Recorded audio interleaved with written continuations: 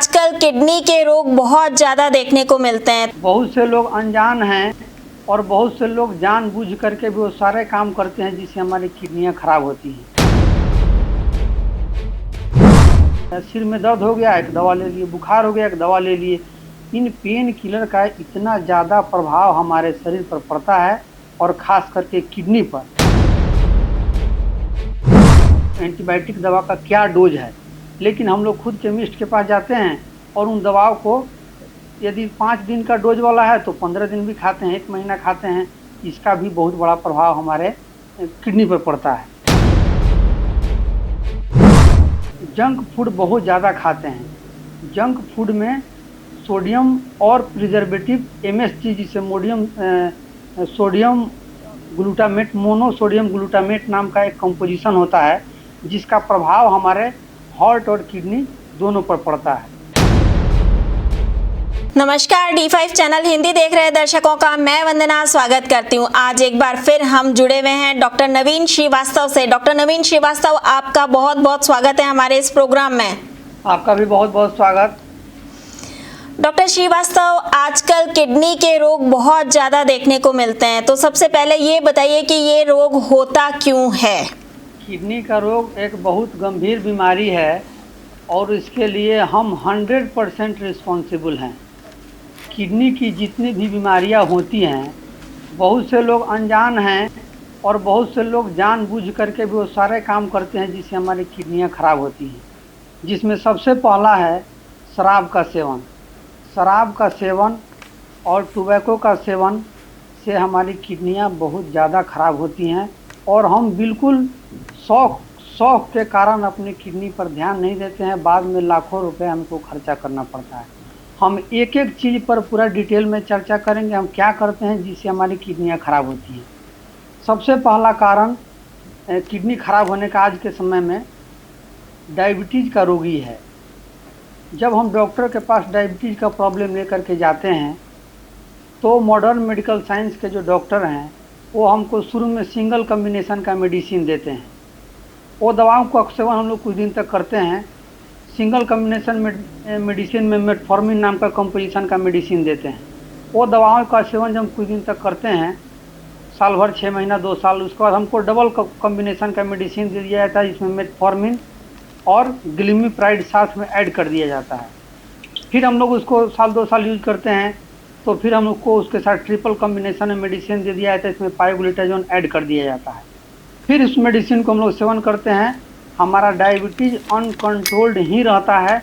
उसके बाद हम लोग चले आते हैं इंसुलिन पर और मॉडर्न मेडिकल साइंस के हिसाब से इंसुलिन सेफेस्ट ड्रग में आता है, लेकिन नेचुरोपैथी के हिसाब से वो बिल्कुल पॉइजन का काम करता है और उसके सेवन से पेशेंट को निश्चित रूप से या तो किडनी फेल होगा या हार्ट में भयंकर ब्लॉकेज आएगा या पेशेंट को अंत में कैंसर तक का संभावना हो जाता है और पेशेंट कैंसर से भी मरता है। तो सबसे बड़ा डायबिटीज़ है और इसको हम लोग डायबिटीज़ को मेडिसिन के सहारे हम लोग छोड़ देते हैं कि मेडिसिन खा रहे हैं, हम लोग अपने खान पान पर बिल्कुल ध्यान नहीं देते हैं। दूसरा सबसे बड़ा कारण है high blood pressure. High blood pressure प्राकृतिक चिकित्सा में इसका बहुत ही अच्छा ट्रीटमेंट है। यदि हम अपने खान पान का ध्यान रखें, थोड़ा हम लोग आसन प्राणायाम और मेडिटेशन करें तो हाई ब्लड प्रेशर और डायबिटीज़ से पूरी तरह से हम मुक्त हो सकते हैं। एक और कारण है जिसमें हम लोग पेन किलर बहुत ज़्यादा लेते हैं। हमको आदत हो गई है, थोड़ा सर्दी हो गया, एक पेन किलर ले लिए, एक दवा ले लिए, सिर में दर्द हो गया, एक दवा ले लिए, बुखार हो गया, एक दवा ले लिए। इन पेन किलर का इतना ज़्यादा प्रभाव हमारे शरीर पर पड़ता है और ख़ास करके किडनी पर। अभी हम लोग एक पेशेंट का ट्रीटमेंट कर रहे हैं। वो लड़का का उम्र मात्र 22 साल है और वो लड़का जब भी उसको दर्द होता था नेमोसालाइड ग्रुप का कोई भी मेडिसिन अपना ले लिया करता था और 3-4 साल मेडिसिन लेने के बाद उसका दोनों किडनी फेल हो गया। PGI लखनऊ से वो अपना ट्रीटमेंट करा रहा था। पेशेंट का क्रिएटिनिन 14.5 तक चला गया था, जो कि 5-6 तक जाने पर डायलिसिस करना पड़ता है। वहाँ के डॉक्टरों ने उसको ट्रांसप्लांट के लिए बोला था। उस पेशेंट का हम लोग ट्रीटमेंट कर रहे हैं। पेशेंट का बहुत फास्ट रिकवरी है, उसका ब्लड नहीं बन रहा था, ब्लड भी बन रहा है। तो हम लोगों को पेन किलर का सेवन बिना मतलब, बिना डॉक्टर के सलाह से नहीं लेना चाहिए। एक और सबसे बड़ा कारण है, हम लोग प्रिजर्वेटिव का सेवन ज़्यादा करते हैं। खासकर जितने भी पैक्ड आइटम में प्रिजर्वेटिव मिलता है उसका सेवन करते हैं। और कोल्ड ड्रिंक्स, हमारे एक संबंधी थे जो सुबह खाली पेट भी कोल्ड ड्रिंक्स लिया करते थे, दोपहर में भी कोल्ड ड्रिंक्स लिया करते थे और रात को भी सोते समय कोल्ड ड्रिंक्स पी करके सोते थे। 1-2 साल की यूज करने के बाद उनका दोनों किडनी फेल हो गया। 1.5 साल तक एम्स में भर्ती रहे, 1.5 महीने तक एम्स में भर्ती रहे, अंत में उनको ही मृत्यु हो गई। एक और कारण है, हम लोग एंटीबायोटिक दवा का, हर एक एंटीबायोटिक दवा का एक डोज होता है जो डॉक्टर को मालूम रहता है कौन सी एंटीबायोटिक दवा का क्या डोज है। लेकिन हम लोग खुद केमिस्ट के पास जाते हैं और उन दवाओं को यदि 5 दिन का डोज वाला है तो 15 दिन भी खाते हैं, 1 महीना खाते हैं। इसका भी बहुत बड़ा प्रभाव हमारे किडनी पर पड़ता है। इसके अलावा स्टेरॉयड का सेवन, बहुत सारे मॉडर्न मेडिकल साइंस वाले लोग धड़ल्ले से स्टेरॉयड का सेवन कराते हैं। पेशेंट दर्द का गया या अस्थमा का गया या कोई भी प्रॉब्लम का गया तो स्टेरॉयड देने से पेशेंट को किसी भी तरह की समस्या होती है तो उसमें तुरंत उसको आराम मिल जाता है। तो डॉक्टर भी लिखता है, पेशेंट भी को भी खा के लगता है कि हमको बहुत आराम हो गया, लेकिन इसका दूरगामी परिणाम उसको किडनी को भुगतना पड़ता है और बाद में जाकर के उसके परिवार को भुगतना पड़ता है। इसके अलावा हम लोग जंक फूड बहुत ज़्यादा खाते हैं। जंक फूड में सोडियम और प्रिजर्वेटिव MSG, जिसे सोडियम ग्लूटामेट, मोनोसोडियम ग्लूटामेट नाम का एक कंपोजिशन होता है जिसका प्रभाव हमारे हार्ट और किडनी दोनों पर पड़ता है। इसके अलावा कॉफ़ी है, टोबैको है, या बहुत सारे लोगों के किडनी के ऊपर सिस्ट बन जाता है तो वो भी एक किडनी फेल का या किडनी खराब होने का बहुत बड़ा कारण है। एक और कारण है कि हम लोग सूखा भोजन करते हैं। जब भी हम लोग खाना खाते हैं तो हम लोग सूखा भोजन करते हैं और पानी का सेवन हम कम करते हैं तो बहुत सारे पेशेंट को स्टोन भी बन जाता है या इसका दूरगामी परिणाम यह होता है कि पेशेंट को बाद में किडनी फेलियर की भी संभावना हो जाती है। तो इतने सारे कारण हैं किडनी फेल होने के। अगर हम चाहें तो किडनी फेल होने से या किडनी के किसी भी समस्या से हम अपने आप को पूरी तरह से सुरक्षित कर सकते हैं इन चीज़ों को थोड़ा ध्यान देकर।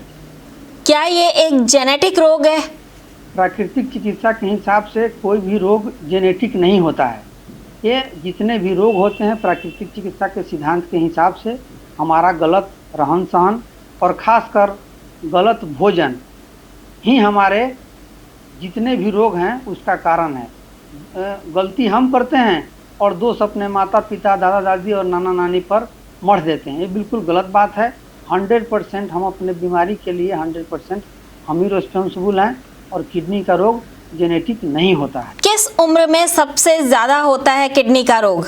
देखिए, आजकल तो बच्चों से लेकर के एडल्ट और बुजुर्ग तक के किसी भी उम्र में यह रोग होता है और कोई भी इससे वंचित नहीं है, क्योंकि हमको थोड़ा भी बर्दाश्त करने की शरीर के अंदर क्षमता नहीं रही। हम लोग को जैसे भी थोड़ा सा बुखार हुआ, पेट में दर्द हुआ, उल्टी दस्त हुआ, जो कि हमारे बॉडी का एक क्लीनिंग प्रोसेस है जो यह इंडिकेट करता है कि हमारे बॉडी के अंदर किसी न किसी तरह से टॉक्सिन चला गया है। जैसे हम इस पर विस्तार से बात करते हैं, जैसे मान लीजिए कि हमारे सिर के अंदर दर्द हो रहा है तो बॉडी का कोई भी टॉक्सिन जो सिर के पास चला गया है जिसकी वजह से हमको दर्द हो रहा है, तो हमको क्या करना चाहिए? पेन किलर नहीं लेना चाहिए और उसके स्थान पर 2-3 प्रयोग करना चाहिए जिससे हमारा बहुत जल्द ही इससे हमको आराम मिल जाता है। दोनों नॉस्ट्रिल, दोनों नाक में तुलसी पत्ता का 2-2 बूंदे रस हम लोग रख लेते हैं तो रस रखते ही विदिन 2 मिनट हमारा कितना भी भयंकर दर्द हो सिर का उसमें हमको आराम मिल जाता है। या जो तुलसी पत्ता नहीं रख सकते हैं वो क्या करेंगे कि सेंधा नमक और जिसमें धागा लगी हुई मिश्री मिलती है मार्केट में, जिसे खुज्जा मिश्री के नाम से जाना जाता है, तो दोनों का लगभग 2-2 ग्राम ले करके हम लोग जीभ के नीचे रख लेते हैं और हम लोग आराम से सो जाते हैं। थोड़ी देर में हमको नींद भी आ जाती है और हम लोग को सिर दर्द से भी मुक्ति मिल जाती है। यदि हमको खांसी का प्रॉब्लम है या शरीर से या हमको नाक से कफ निकल रहा है या सर्दी हो गई है तो इसके लिए हम लोग एक गर्म मसाले का काढ़ा बनाते हैं जिसमें जितने भी गर्म मसाले हैं, लौंग, इलायची, दालचीनी, तेजपत्ता, जावित्री, जायफल, काली मिर्च, तुलसी, थोड़ी थोड़ी मात्रा में लेकर के गिलास पानी में उसको बॉयल करते हैं। और जब आधा गिलास बच जाता है तो उसको हम लोग छान करके और गरम गरम ही पी लेते हैं। तो इससे क्या होता है, बॉडी के से स्वेटिंग शुरू हो जाता है। और जैसे हर एक पैथी का अपना एक सिद्धांत है बीमारी का। जैसे यदि होम्योपैथी की बात करें तो स्वरा, सिफिलिस और साइकोसिस के इम्बैलेंस से रोग कोई भी रोग होता है। एलोपैथी के हिसाब से कोई केमिकल इम्बैलेंस है या बैक्टीरिया वायरस के कारण कोई रोग होता है। आयुर्वेद में वात, पित्त, कफ के इम्बैलेंस से रोग होता है। उसी तरह से प्राकृतिक चिकित्सा में पृथ्वी, जल, वायु, अग्नि, आकाश के इम्बैलेंस से कोई रोग होता है। तो हमको सर्दी हो गई, इसका मतलब है जल तत्व की वृद्धि हो गई। तो जब हम इस काढ़ा को पी करके और एक चादर कंबल ओढ़ करके सोते हैं तो हमारा जो एक्स्ट्रा जल बॉडी में चला गया है पसीने के रूप में शरीर से बाहर निकल जाता है। तो क्या होता है, हम लोग को सर्दी से भी मुक्ति मिल जाती है और हमारे जो बॉडी का टॉक्सिन है वो भी निकल जाता है। यदि हमको उल्टी हो रही है तो क्या करेंगे, एक नींबू का टुकड़ा लेंगे और उसको थोड़ा सा गर्म कर देंगे, या डायरेक्ट गैस पर या तवा पर रख के थोड़ा गर्म कर देंगे और डायरेक्ट उसको जीभ पर हम लोग स्क्वीज कर देते हैं। तो इससे क्या होता है कि हमारा उल्टी तुरंत ही बंद हो जाता है। यदि हम लोग को खांसी हो रही है तो अगर हमको अभी खांसी शुरू हुआ है तो अभी की अभी यदि काली मिर्च, तुलसी और मिश्री को यदि चबा के खा लेते हैं तो हमको अभी के अभी खांसी से मुक्ति मिल जाती है। 1-2 दिन छोड़ देते हैं तो फिर खांसी बढ़ जाता है। फिर छाती की लपेट, छाती पर गर्म ठंडा सेंक, पैरों का गर्म स्नान, ये सब करना पड़ता है। लेकिन यदि पेशेंट को बवासीर नहीं है तो अदरक का रस और गुड़ दोनों को निकाल करके पानी में गर्म करते हैं और इसको भी पीते हैं तो हम लोग को मुक्ति मिल जाती है। हमारे कहने का मतलब है कि जो भी इंडिकेशन बॉडी के टॉक्सिन के निकलने का है, जैसे सर्दी है, खांसी है, उल्टी है, दस्त है, बुखार को है, ये सब चीज़ों को यदि हम निकल जाने दें, बॉडी से टॉक्सिन निकल जाने दें, तो वो टॉक्सिन कभी हमारे ऑर्गन पर प्रभावित नहीं करेगा। और बिना मतलब का जो हम दवाओं का सेवन करते हैं, चाहे एंटीबायोटिक हो या पेन किलर, जो बाद में जा करके किडनी पर प्रभाव करता है और अंत में हमारी किडनी फेल तक की संभावना हो जाती है, इससे हम मुक्त हो सकते हैं। प्राकृतिक चिकित्सा में इसका क्या इलाज है? देखिए, प्राकृतिक चिकित्सा में हम लोग किडनी के पेशेंट को सबसे पहले तो जितने भी पेशेंट हमारे यहाँ आते हैं हम उसको काढ़ा देते हैं। काढ़ा में हम लोग किडनी के पेशेंट को थोड़ा ब्लड प्रेशर भी बढ़ा रहता है तो अर्जुन है, गोखरू है, पुनर्नवा है, वरुणादि क्वाथ है, इस सब को हम लोग डाल करके 10 ग्राम 1 गिलास पानी में पकाते हैं, फिर छान करके पेशेंट को सुबह खाली पेट देते हैं पीने के लिए। शाम के समय में गिलोय, कुटकी, नीम, चिरायता, हरे बहरा, आंवला का एक काढ़ा बना करके शाम में पेशेंट को देते हैं पीने के लिए।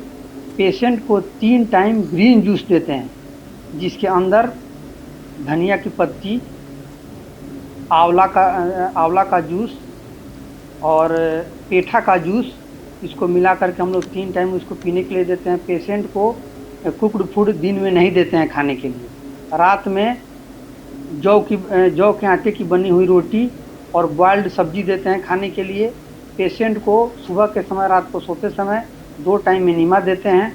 इसके अलावा किडनी के पेशेंट को हॉट वाटर बैग लेकर के पीछे किडनी के पॉइंट पर रखते हैं और एक भींगा हुआ कपड़ा लेकर के पेट के चारों तरफ लपेट देते हैं। इस प्रक्रिया को पेशेंट को 2 से 3 बार करना पड़ता है। इसके अलावा हमारे हाथों के ठीक सेंटर में हमारा किडनी का पॉइंट होता है, तो किडनी पर प्रेशर देते हुए हम लोग पेशेंट को कपालभाति कराते हैं 5 मिनट 10 मिनट तक, और 20 मिनट तक पेशेंट को अनुलोम विलोम कराते हैं। पेशेंट को किडनी के समस्या से मुक्ति मिल जाती है। क्या इसमें ज़्यादा पानी पीना फायदेमंद होता है? नहीं, देखिए, कोई भी काम को अति रूप में नहीं कर, क्योंकि आपके बॉडी में ऑलरेडी डिफॉर्मिटी आ गई है। तो हम बॉडी को जितना कम मात्रा में भोजन और पानी देंगे तो हमारे बॉडी को उसको पचाने में और उसको निकालने में बहुत कम समय देना पड़ेगा। तो बाकी समय बॉडी हमारे जो शरीर के डिफॉर्मिटी है, किडनी का प्रॉब्लम है या कोई भी समस्या है, उसको बॉडी का इम्यूनिटी उसको ठीक करने में लगाता है। तो बॉडी पर जितना कम बोझ देंगे उतना जल्दी हमारा बीमारी ठीक हो जाता है। इसीलिए किडनी के पेशेंट को कम पानी और कम भोजन की सलाह दी जाती है। डॉक्टर नवीन, आप हमारे साथ जुड़े, आपका बहुत बहुत धन्यवाद। आपका भी बहुत बहुत धन्यवाद और आपके दर्शकों का भी बहुत बहुत धन्यवाद। अगले एपिसोड में आपसे फिर मुलाकात होगी, तब तक के लिए नमस्कार।